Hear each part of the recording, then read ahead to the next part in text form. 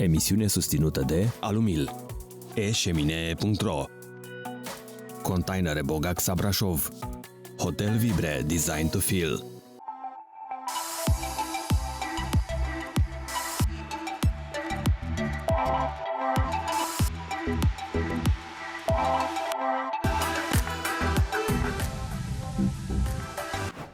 Spațiile pe care le locuim sunt astăzi mai mult decât simple cadre funcționale. Sunt un dialog între tradiție și tehnologie, între materialele cu memorie și inovațiile care redesenează modul în care trăim. În ediția de astăzi vă propunem o călătorie prin 3 perspective diferite ale arhitecturii contemporane: recuperarea patrimoniului construit, minimalismul tehnic al unei case ridicate în regie proprie și noile frontiere ale designului, de la ecrane care devin elemente arhitecturale până la grădini istorice transformate în scene pentru mobilierul outdoor. Bună dimineața și bine v-am găsit la Casa Magazin! Sunt Alexandra Conea și vă invit alături de noi în următoarea jumătate de oră. Haideți să vedem care sunt subiectele ediției. Astăzi, la Casa Magazin, începem cu o poveste despre salvarea caselor tradiționale din lemn, readuse la viață prin tehnici vechi, materiale naturale și un respect profund pentru arhitectura vernaculară. Descoperim cum restaurarea devine astăzi un act de cultură și un exercițiu de sustenabilitate. Continuăm cu un reportaj despre o casă din Schellimber, proiectată de arhitectul Eliodor Streza, unde transparența devine principiu arhitectural. De la tehnologie mergem în Milano, în grădina istorică Chiostro Sant'Angelo, alături de arhitectul peisagist Diana Gâdea. Aici, mobilierul de exterior high-end se întâlnește cu un cadru renascentist refăcut cu rigoare într-un dialog subtil între natură, patrimoniu și design contemporan. Rămâneți cu noi, începe Casa Magazin. Arhitectura tradițională din lemn nu este doar un vestigiu al trecutului, ci un model de construcție sustenabilă, adaptată mediului și făcută să dureze. În reportajul care urmează, descoperim procesul minuțios prin care casele vechi sunt identificate, demontate și readuse la viață. O poveste despre recuperarea patrimoniului, dar și despre responsabilitatea de a-l transmite mai departe. Construcțiile din lemn, cândva obișnuite în satele românești, devin astăzi veritabile opere de artă, readuse la viață prin pasiune și migală. Dincolo de aspectul lor estetic, ele poartă o întreagă cultură a locuirii și o tehnică de construcție bazată pe respectul față de natură și comunitate. Pentru Mihai Hosu, pasiunea pentru casele vechi s-a transformat într-o adevărată misiune: salvează locuințe tradiționale și le readuce la viață. Cred că oricine are în suflet, cumva își aduce aminte de copilărie când vede o casă veche. Cred că de acolo am plecat și eu, de la nostalgia unei copilării pe care mai mult n-am avut-o la oraș. Știi? Și atunci când te uiți la poze pare foarte mișto și zici, wow, ce fain ar fi să trăiesc acum la vârsta asta copilăria. Știi? Și atunci când te gândești la case veche, de la Muzeul Satului, la aia te gândești la lemn, la Dranița de sus și la șatre, cum îi zic maramureșenii, la pridvorul ăla. Asta a fost începutul, adică mi-am dorit să trăiesc la vârsta mea o copilărie. Procesul începe cu identificarea construcțiilor care și-au păstrat cât mai mult din structura inițială. Se caută locuințe fără intervenții brutale, în special la golurile ferestrelor și ușilor, pentru că acestea dictează proporția și estetica fațadelor. Toate casele erau la fel, e o casă veche de la fel. După ce am început să văd foarte multe, că asta mi-am petrecut vreo un an și ceva, de aproape 2 în documentare. Am mers în Maramureș și l-am bătut pe mașina, pe la muzee, am stat cu oamenii, tot studiat fiecare casă, cum arată. După aia am început să văd diferențele între ele. Între timp apucasem să-mi iau o casă și după aia e ca și copilul, știi, care are o jucărie și vede alta care e mai frumoasă. No, așa a fost și la mine, numai că jucăriile mele s-au tot schimbat. Arhitectura vernaculară nu este doar un stil, ci o expresie a adaptării la mediu. Casele de lemn din Maramureș, ridicate pe fundații din piatră și acoperite cu draniță, respectau proporțiile tradiționale și foloseau materiale locale: lemn, piatră, in, cânepă și var. Casa e de pe Valea Izei, Bârsana. Cred că toată lumea a auzit de Bârsana, nu? Am căutat foarte mult să găsesc o casă în care nu s-a intervenit pe goluri. goluri însemnând ușă și ferestre. Imediat după, prin anii 60-70, când nu mai au fost niște probleme așa de mari cu căldura, oamenii au început să-și decupeze geamurile, să le facă mai mari. Eu am căutat să am golurile originale. Eu am vrut mai multă lumină, nu au mai fost probleme și atunci asta e o intervenție foarte des întâlnită la casele vechi. Sunt decupate, geamurile sunt mărite, geamurile. Fiecare casă are o poveste, o identitate, o tehnică proprie de construcție, iar restaurarea ei înseamnă un proces complex care îmbină cunoștințele meșteșugărești cu rigoarea arhitecturii contemporane. Refacerea presupune o muncă minuțioasă și colaborarea cu meșteri care mai păstrează meșteșugurile vechi. Am încercat pe cât posibil să folosesc materiale naturale. Lemnul pe care îl vezi, l-am periat, l-am tratat cu ulei de in pur. Era un compus care a folosit foarte mult înainte la protecția lemnului. Astăzi tehnologia a evoluat, dar nu prea îți mai permite în România să găsești ulei de in pur. O altă provocare este reconstituirea tâmplăriei tradiționale. Lemnul masiv cu umiditate controlată este dificil de găsit, iar meșterii care mai știu să lucreze după tehnicile vechi sunt rari. Am îmbinat tehnologia actuală cu aia veche. Am folosit ca la tâmplărie. Am luat o șură veche de stejar. Am găsit un om, bine, căutarea lui a durat foarte mult. Din recomandare, nimeni nu mai vrea să lucreze cu lemn masiv, toți încearcă să-l ratifice, pentru că lemnul acum nu poți să-l cumperi la umiditatea scăzută. Pe lângă protecția lemnului, izolarea naturală joacă un rol esențial. Cânepa, folosită sub formă de puzderie sau hempcrete, devine un material tot mai căutat pentru proprietățile sale termice și ecologice. Interiorul este astfel adaptat standardelor actuale, dar păstrează logica vernaculară. Ce vezi numai cu mult înainte de finisaj. Peste hempcrete va veni o tencuială de argilă, pe bază de argilă și var și tot puțină puzderie de cânepă și un finisaj din lapte de var, alb. Am încercat să reproduc un interior de casă vechi, făcut de mână, cu lut, cu paie, balegă. Aspectul ăsta valorit l-am căutat. Restaurarea nu se oprește la reparație, ci presupune un proces de conservare activă. Mutarea caselor este uneori singura metodă de salvare. Multe amplasamente originale au fost compromise de construcții noi, utilități improvizate sau lipsa întreținerii. Există unele discuții legate de mutarea caselor. Din punctul meu de vedere, asta e o salvare pentru ele. Unii oameni susțin că ele ar trebui salvate pe amplasamentul lor inițial. Amplasamentul lor, de cele mai multe ori, iremediabil compromis. O să te niște fotografii când casele astea la 1 metru de ea, o casă de bolțari, cum îmi ziceau foarte mulți, am auzit ideea asta. Eu am crescut în casa de lemn, bătrâni zic. Pentru mine lemn nu înseamnă sărăcie. Casele din lemn cu acoperișuri masive din draniță și pereți din var și cânepă devin astăzi modele de arhitectură sustenabilă. Restaurarea lor nu este un gest nostalgic, ci unul profund contemporan. O investiție în materiale naturale, eficiență energetică și identitate culturală. O dovadă că tradiția poate fi nu doar păstrată, ci și trăită.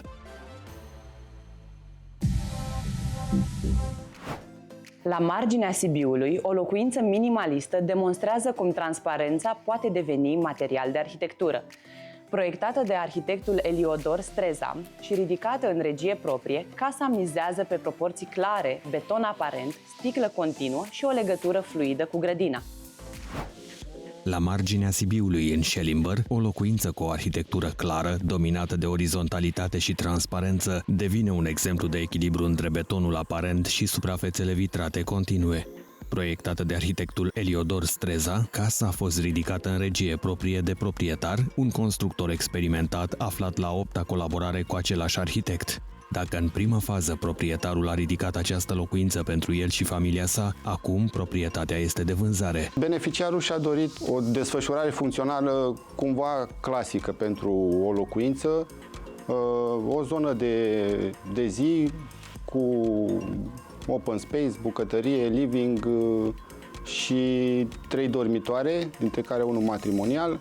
Registrele orizontale ale casei au venit cumva în urma formei terenului. Terenul are o formă alungită și are o poziționare favorabilă, fiind amplasat la colțul a două străzi și în același timp e orientat spre sud. Concepută pe o compoziție volumetrică simplă, casa mizează pe proporții riguroase între plin și gol, iar transparența este tratată ca material de construcție. Stâlpii metalici la colțuri eliberează spațiul interior, iar vitrajele de mari dimensiuni transformă lumina naturală în principalul element de design. Continuitatea vizuală și spațială, prin folosirea sticlei, creează o percepție extinsă a exteriorului spre cadrul natural al curții. Pentru a maximiza această transparență care ajută să te simți la interior ca și cum ai fi în curte, pentru a maximiza rolul acesta al transparenței interior-exterior, am încercat să minimizez prezența structurii folosind niște stâlpi din metal foarte subțiri care eliberează planul din sticlă de toate aceste constrângeri structurale. Mai mult, în felul ăsta sunt eliberate colțurile sticlei unde nici nu am folosit montanți. Sticla se îmbină pe colț, creând o mai mare percepție vizuală spre exterior. Deși sticla domine estetica generală, interiorul nu transmite senzația de rece. Betonul, metalul și lemnul sunt puse în dialog printr-o paletă cromatică neutră, pardosel din parchet chevron și accente calde care temperează caracterul industrial al volumelor.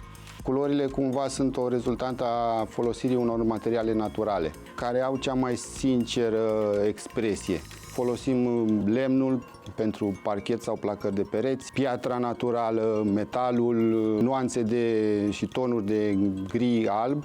Toate acestea creează un fundal foarte unitar și calm pentru tot ce înseamnă după aia locuirea, amplasarea de mobilier, de texturi, de perdele. Casa devine cumva atemporară, nu se demodează spațiul. În spatele simplității aparente se află o selecție atentă de finisaje, mobilier realizat la comandă, materiale durabile și detalii tehnice precise. Rezultatul este o atmosferă coerentă în care lumina, textura și proporția devin parte din arhitectura locuirii. Utilizarea sticlei nu se oprește doar la nivelul fațadei. Maximizând utilizarea pe aceste registre ale casei, am folosit sticla chiar și în unele spații care în mod tradițional nu folosești sticla atât de mult. Am folosit la băi, pereții exteriori sunt pereți complet din sticlă, inclusiv la interior, la baia matrimonială, este în întregime din sticlă. Se pot folosi sticle care pot să devină mate, se pot folosi tot felul de brisoleiuri sau jaluzele care să creeze acea intimitate când ai nevoie. Este spectaculos să stai într-o baie în care e inundată de lumina naturală și vezi vegetația de afară sau vezi peisajul. Construcția în regie proprie a însemnat control deplin asupra fiecărei etape, de la detaliul tehnic la execuție. Proprietarul s-a implicat direct în șantier, coordonând echipele și adaptând proiectul la realitățile de execuție, un proces care, deși laborios, a dus la o casă exact așa cum și-o imagina. Discuția despre regie proprie are avantaje și dezavantaje. Regia proprie apare de obicei în momentul în care beneficiarul vrea să-și etapizeze investiția și atunci cumva construcția se desfășoară pe o perioadă de mai multă de timp, în funcție de buget. Un element important care apare aici, nu mai avem presiunea termenelor de execuție cum are un antreprenor general. Și atunci, neavând acest project manager de la antreprenor general, sarcina asta cade cumva în sarcina arhitectului. Deschiderea către grădină și terasa protejată prelungesc interiorul în peisaj, creând o continuitate fluidă între spațiul de zi și zona verde. Lumina naturală traversează întreaga casă, oferind senzația de intimitate și libertate în același timp. Mai mult decât o locuință, proiectul devine un exercițiu de arhitectură personală. Deși este folosită o mare cantitate de suprafață vitrată, casa îndeplinește normele de eficiență energetică, atingând standardele NZEB, prin folosirea unor materiale de calitate, termoizolații, tâmplărie din aluminiu cu rupere de punte termică, geamuri tripan, o casă manifest despre simplitate și lumină, construită cu rigoare, dar și cu emoție. O demonstrație că atunci când arhitectul și proprietarul împărtășesc aceeași viziune, rezultatul devine mai mult decât o locuință, devine o expresie a modului de a trăi. În centrul orașului Milano, o grădină istorică renascentistă devine fundalul unei expoziții de mobilier outdoor high-end. Chiostro Sant'Angelo, reconstruită după principiile arhitectului Giovanni Muzio, este un exemplu de dialog între patrimoniu și design contemporan. În timpul Milano Design Week, una dintre cele mai rafinate prezentări de design a avut loc într-un loc mai puțin obișnuit pentru o expoziție de mobilier. Curtea interioară a unei foste mănăstiri, un spațiu cu o istorie de peste 5 secole, astăzi un exemplu de cum arhitectura și peisajul pot deveni un singur limbaj vizual. Suntem în orașul Milano, în timpul Milano Design Week și ne aflăm chiar într-o grădină istorică, o curte interioară, practic, pe numele ei Chiostro di Sant'Angelo. Această grădină a fost realizată în secolul XVI, din păcate a fost pierdută după cel de-al doilea război mondial și apoi refăcută de către arhitectul de mare renume italian Giovanni Muzio. Giovanni Muzio a fost una dintre figurile definitorii ale arhitecturii italiene interbelice. Reconstrucția complexului Sant'Angelo a urmat principiile sale de ordine urbană și tăcere vizuală, un limbaj de cărămidă, proporții stricte și o curte lungă cu porticuri joase și terase plantate care funcționează ca o grădină suspendată. Un spațiu gândit pentru contemplație și simetrie, dar adaptat astăzi pentru evenimente culturale și instalații de design. În momentul în care acest arhitect, Giovanni Muzio, a făcut reamenajarea, el a gândit amenajarea peisageră, de fapt și pe orizontal, dar și pe vertical, prin amenajarea teraselor verzi și balcoanelor cu plante.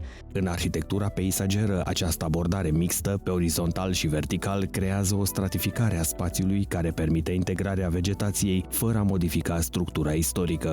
Grădina devine astfel un laborator urban unde lumina, piatra și plantele creează o scenografie naturală, discretă, un echilibru cu arhitectura de cărămidă. În cadrul Milano Design Week, acest producător de mobilier a reușit să amenajeze acest spațiu și să îl transforme și într-o amenajare, dar și într-o expoziție de mobilier, întregind cumva tot ansamblul peisager, dar și arhitectura spațiului. El a reușit să facă prin mobilier trecerea de la interior la exterior, dar și între diferitele spații deja amenajate în această grădină. Expoziția Interior Landscapes, realizată de un producător internațional de mobilier outdoor, a adus în acest context istoric o interpretare contemporană a mobilierului de exterior. Colecția a fost concepută ca o extensie firească a arhitecturii, forme pure, culori neutre, texturi inspirate din natură. Scopul nu a fost să contrasteze cu spațiul, ci să-l continue, transformând curtea într-o locuință deschisă spre cer. Mobilierul de exterior este gândit și creat în așa fel încât el să se adapteze diferitelor spații, atât în grădini clasice cât și în grădini contemporane, atât în interior, pe terase sau, evident, în exterior. Această adaptabilitate reflectă una dintre direcțiile actuale în designul de exterior. Mobilierul devine o componentă arhitecturală capabilă să creeze continuitate între interior și peisaj. În cazul mobilierului high-end, tehnologia materialelor de la fibre sintetice rezistente la UV și până la tapiserii hidrofobe asigură durabilitate fără compromis estetic. Din punct de vedere al plantelor, desigur că s-au putut folosi doar plante containerizate, au fost folosite vase ceramice, adaptate contextului istoric, dar și speciile tot adaptate contextului istoric, lămâi sau plante mediteranene, ce nu se îndepărtează foarte mult de arhitectura spațiului. Speciile mediteraneene containerizate permit o intervenție reversibilă, o metodă frecvent folosită în conservarea siturilor istorice. Astfel, grădina își păstrează caracterul originar, iar designul floral-temporal a adăugat contemporaneitate evenimentului. Investiția în mobilierul de exterior poate fi una mare, așa cum este și în mobilierul de interior, dar asta doar în condițiile în care vrem să avem o calitate premium.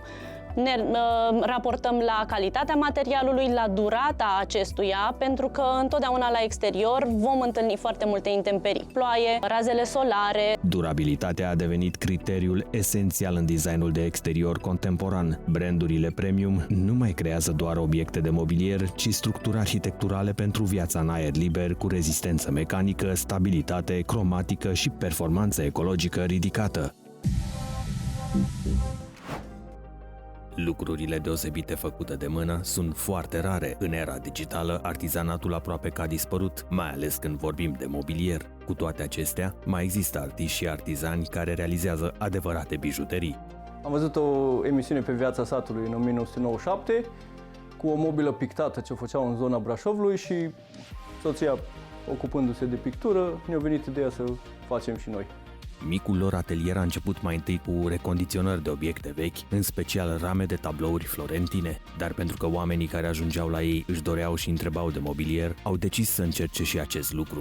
Obiectele realizate de ei de la zero sunt adevărate piese statement care merită admirate. Acestea sunt lucrări cu multă migală în culori vii care se pot potrivi în orice tip de design. Noi luăm cherestea brută, o prelucrăm și ajunge la nivelul mobilei finite. Ne ocupăm, vopselele folosite sunt vopsele ecologice pe bază de apă, picturile la fel, tratate cu lacuri tot pe bază de apă, totul ecologic, non-toxic. Sursele lor de inspirație sunt decorurile de secolul XVI ale palatelor italiene, peisajele bucolice încărcate de romantism ale celebrelor cotige englezești, reproduse minuțios pe porțelanurile vintage. Cel mai mult ne inspirăm din picturile de pe porțelanuri, Sèvres și alte porțelanuri antice și de demult, care nu se demodează niciodată. Rezultatul muncii este mai degrabă o operă de artă care spune povestea artizanilor și sunt mai mult decât simple obiecte de mobilier. Pe lângă mobila pictată ne ocupăm de vitralii pe sticlă, rame clasice, baroc, florentine, blondele și pictură murală. Predominant lucrările care le facem în bucătării, dormitoare, camere de copii, birouri și culorile folosite în general sunt culori deschise, crem, alb, vernil, oliv și sunt și pe culori închise care atunci trebuie mers cu culori mai tari, aurii, să iasă în evidență că nu pot să le acopere fiind o culoare de fond închisă în spate. Pentru că astfel de artizani sunt din ce în ce mai rari, este important să îi apreciem. Ei trăiesc din ceea ce fac cu propriile mâini, iar în fiecare obiect pe care îl realizează pun o parte din sufletul lor. Ediția de astăzi a ajuns la final. Am vorbit despre case care renasc prin meșteșug, despre arhitectură contemporană construită cu rigoare și despre tehnologiile care schimbă felul în care integrăm designul în spațiile noastre. Am descoperit și cum o grădină istorică din Milano devine scenă pentru mobilierul de exterior al prezentului. Sunt Alexandra Conea și vă mulțumesc că ați fost alături de noi. Toate reportajele ediției le găsiți pe casamagazin.ro și pe paginile noastre de social media. Ne revedem săptămâna următoare la aceeași oră cu noi povești despre arhitectură, design și viața în spațiul construit. Până atunci, inspirație și energie bună!